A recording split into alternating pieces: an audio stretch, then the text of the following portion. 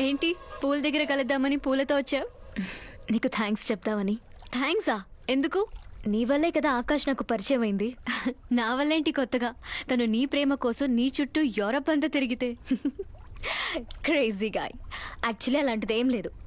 తను నీకు స్టోరీ చెప్పాడు. స్టోరీనా? అయినా ప్రేమలో పడేయడానికి స్టోరీలు చెప్తే తప్పు గాని తను బయటపడడానికి చెప్తే తప్పే ఉంది.